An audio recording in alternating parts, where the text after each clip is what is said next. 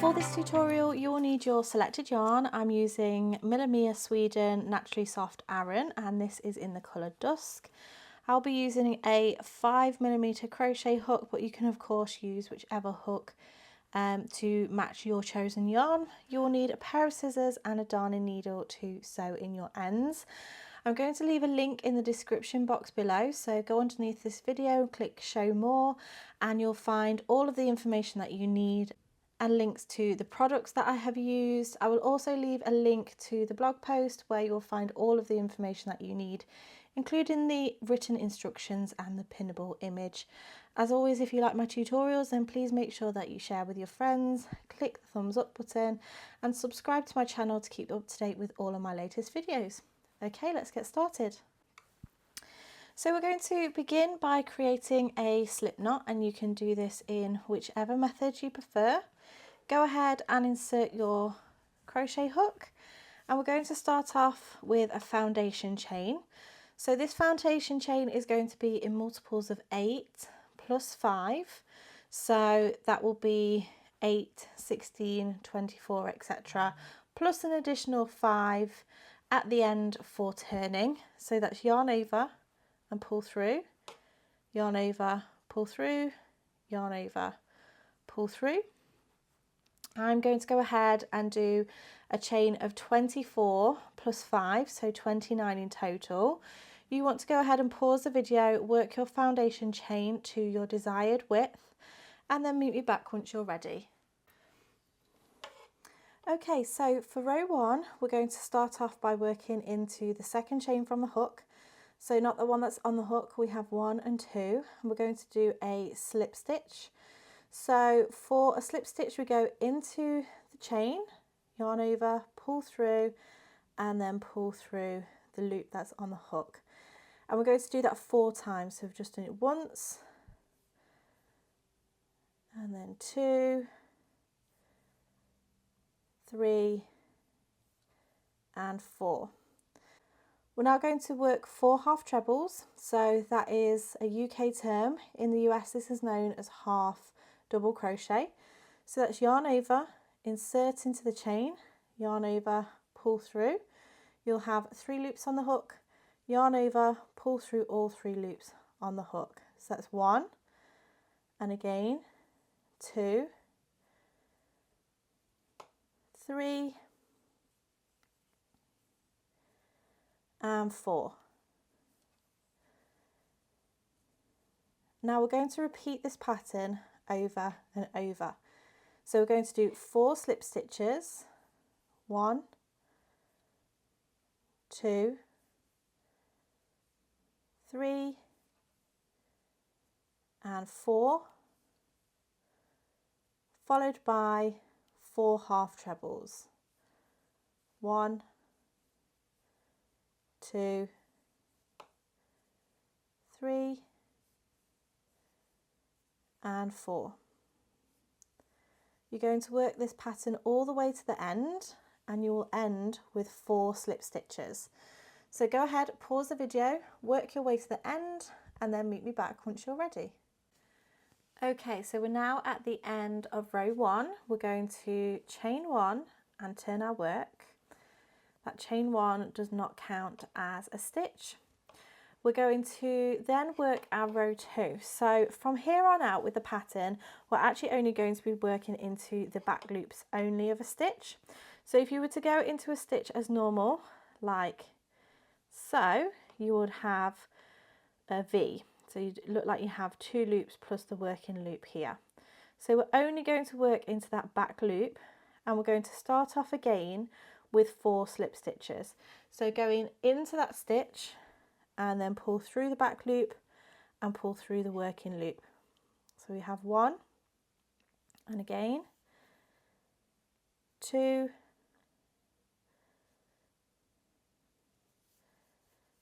3, and 4. So we have our 4 slip stitches, and then we're going to do 4 half treble crochets in the back loop only of the stitches. So that's yarn over into the back loop only, yarn over, pull through, yarn over, pull through all 3, and again 2, 3 and 4, and we're just going to repeat that all the way across. So always working into that back loop only. We'll do 4 slip stitches, 1,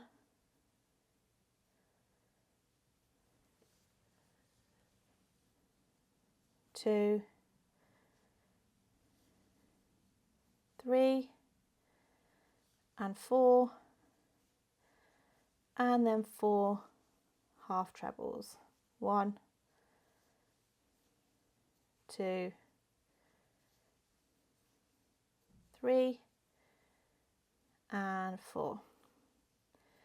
Again, you'll finish on those 4 slip stitches. So go ahead, pause the video, work your way all the way across, and then meet me back once you're ready.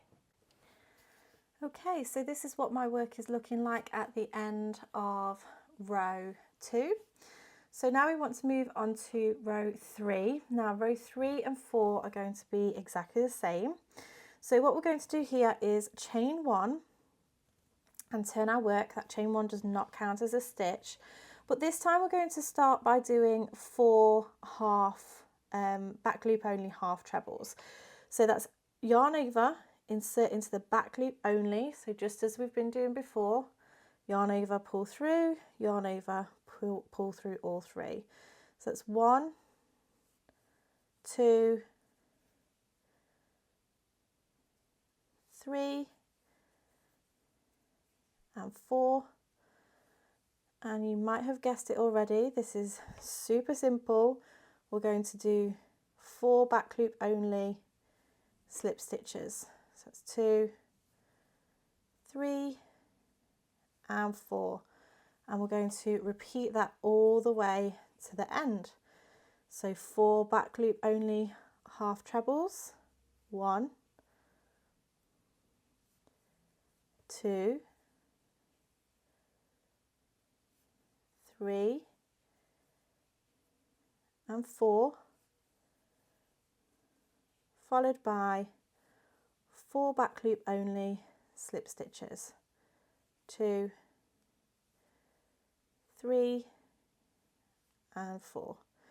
So you want to work your way to the end doing that pattern repeat, and then you also want to chain up 1, turn your work and repeat that row again. So that will be row 3 and 4. So go ahead, pause the video, work those 2 rows, and then meet me back once you're ready. Okay, so this is what the work is looking like after row 3 and 4 have been complete. So we're now going to move on to row 5 and 6. So 5 and 6 are going to be the same. We'll chain 1, turn the work, and then we're just going to switch the pattern repeat around. So we're just going to start off with 4 slip stitches, 1, 2, 3 and 4, followed by 4 back loop only half trebles, 1, 2, 3 and 4. So you just need to be mindful when you're doing your slip stitches that you're not doing them too tight, because we do need to work into them.